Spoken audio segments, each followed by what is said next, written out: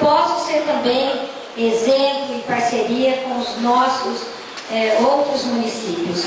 E é dessa forma que a gente vê que como essa experiência, esse trabalho que o Confúcio fez para Ariquemes pode beneficiar os outros municípios.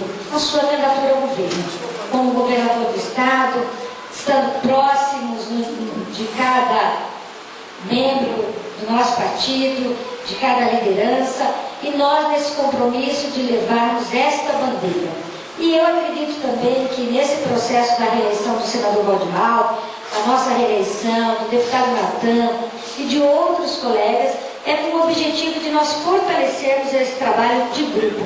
E eu acredito que Pimenta Bueno tem que ter essa oportunidade de ter também o nosso candidato a deputado estadual do PMDB. E o vereador Rudinei, com a sua experiência como deputado, como vereador, está se colocando à disposição e nós do partido acreditamos que é importante esta candidatura que vai fortalecer esse trabalho do grupo e esta sintonia que nós todos temos que ter.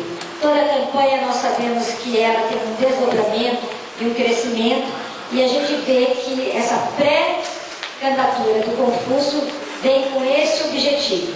Primeiro, dentro do partido, e agora nessas visitas em cada município.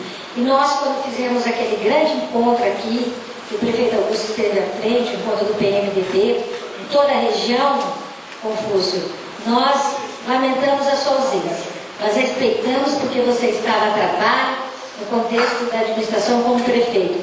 Mas aqui foi lida a sua mensagem, dizendo ao povo de Pimenta Bueno, de toda a região, e do nosso partido PMDB, do seu compromisso em se colocar à disposição do partido para essa candidatura.